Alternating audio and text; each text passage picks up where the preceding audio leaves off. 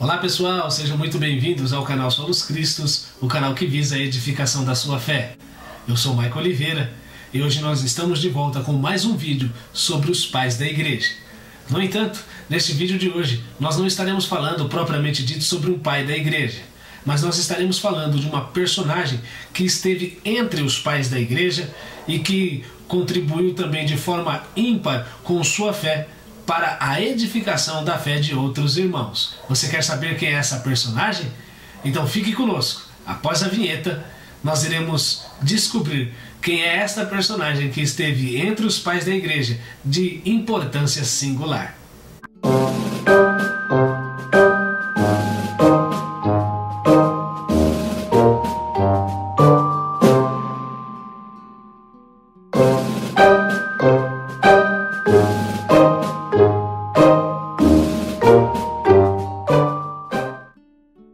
A nossa personagem de hoje é uma mulher, justamente uma mulher que está entre os pais da igreja. A nossa personagem é chamada de Perpétua. Ela não é uma mãe da igreja. A história só existe, só relata os pais da igreja, propriamente dito, e não mães da igreja. Então por que Perpétua é colocada aqui nesta série sobre os pais da igreja? A resposta é simples. Perpétua é colocada nesta série sobre os pais da igreja por conta da sua grande bravura. Ela foi uma mulher corajosa ante a perseguição que sofrera. Ela é uma das mulheres que, de forma indelével, marcou também a história dos seus contemporâneos. E eu confesso a vocês que estão assistindo aí o canal, este vídeo, que foi uma história que particularmente mexeu com a estrutura do meu cristianismo e me fez repensá-lo à luz da Escritura. E eu acredito e espero que a história desta personagem Perpétua faça o mesmo com você. Perpétua, ela pertencia à aristocracia, ou seja, ela compunha a família nobre de Cartago. Seu pai, chamado Víbio, foi o principal opositor à sua fé. Ele era um alto funcionário da corte de Roma, na África. Sua alta posição na corte o colocava em condição humilhante diante dos magistrados pela escolha de sua filha pelo cristianismo. Perpétua tinha 3 irmãos. Um havia morrido ainda muito novo, por volta dos 7 anos de idade, com câncer na face. E os outros 2 ainda eram vivos. Um desses 2 era catecúmeno, assim como Perpétua, professando a fé cristã. Provavelmente toda a família de Perpétua era cristã, com exceção do seu pai. Perpétua nasceu no final do 2º século, residente de Cartago, cidade cosmopolita, a 2ª maior cidade depois de Roma. Perpétua estava inserida no mesmo contexto que Tertuliano, que foi o seu contemporâneo. Alguns dizem que muito provavelmente foi o próprio Tertuliano que editou o documento composto por Perpétua. Um dos fatores que muito marcou a vida de Perpétua foi a maneira abdicada com a qual essa tão jovem mulher se entregou ao martírio. Isso mesmo, uma mulher que se entregou ao martírio. Seu pai tentou por várias vezes impedir do martírio, pedindo que ela negasse ser cristã. Em resposta, ela disse da seguinte forma: "Vês este jarro d'água? É possível chamá-lo de qualquer outra coisa, senão por aquilo que ele é?" Não, não é possível, admitiu Víbio. Da mesma maneira, respondeu Perpétua, não posso ser chamada por outro nome, senão por aquilo que sou, uma cristã. Perpétua foi incisiva em sua resposta, demonstrando sua convicção no Cristo crucificado.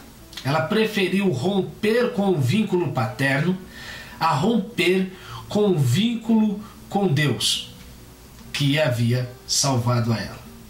Perpétua ficou presa em uma prisão domiciliar por conta de sua fé, junto com 2 escravos, um chamado Revocato e a outra escrava chamada Felicidade. bem como outros 2 companheiros de prisão, um chamado também Saturnino e o outro Secundo. O fato de Perpétua ter sido alcançada pelo cristianismo fez com que ela desse uma reviravolta na sua cultura.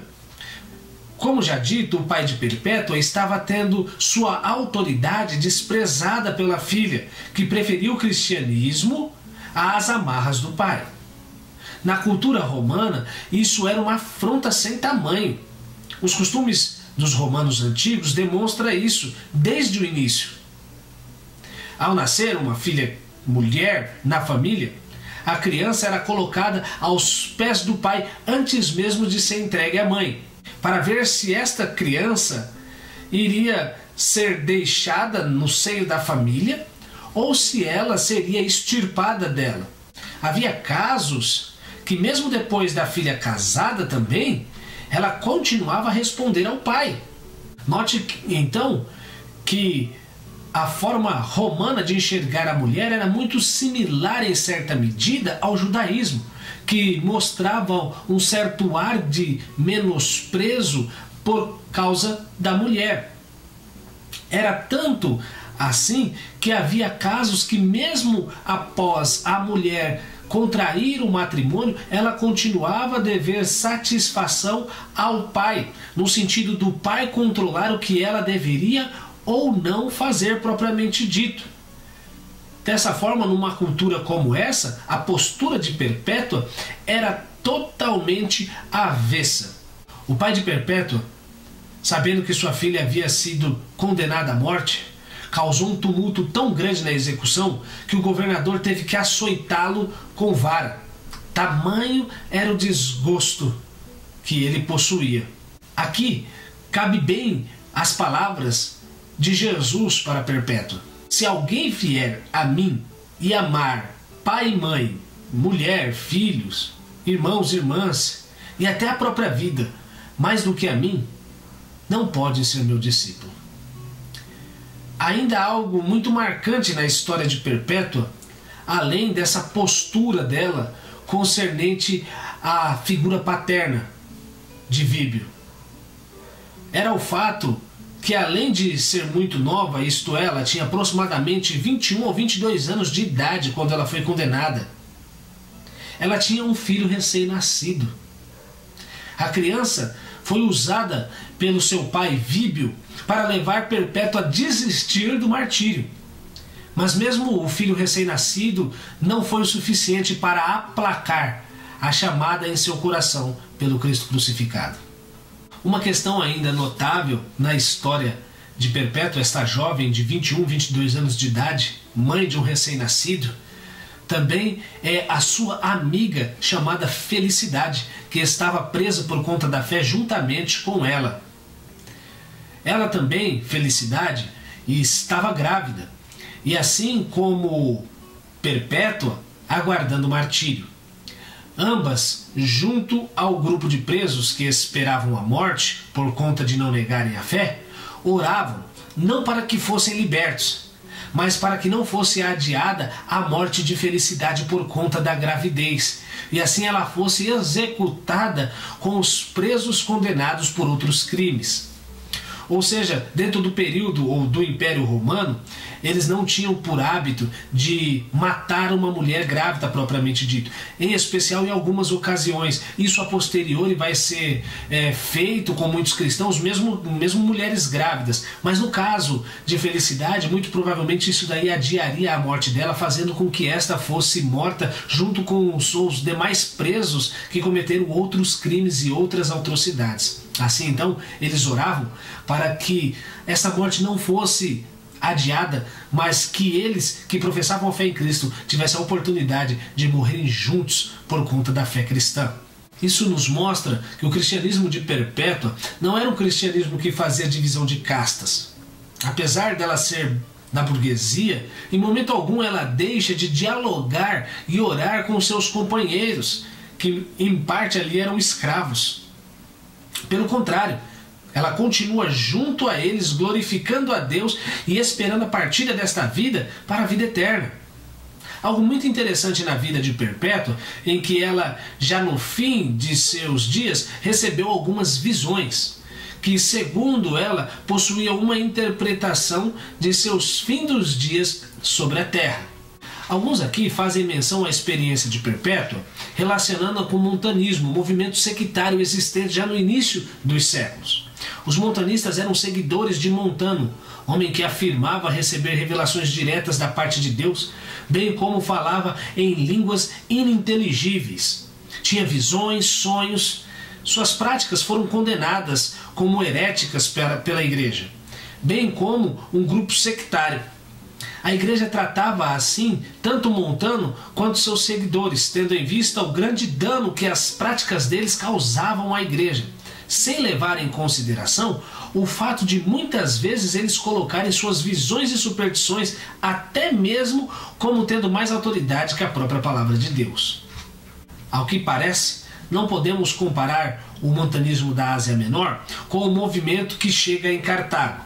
Apesar de semelhante, há entre ambos uma distinção. Parece que Perpétua dava mais valor à ortodoxia escrita do que a sonhos. Isso distingue as suas realidades entre Cartago e Ásia Menor. Mas isso não quer dizer que ela não acreditasse nessas possíveis visões que ela tinha.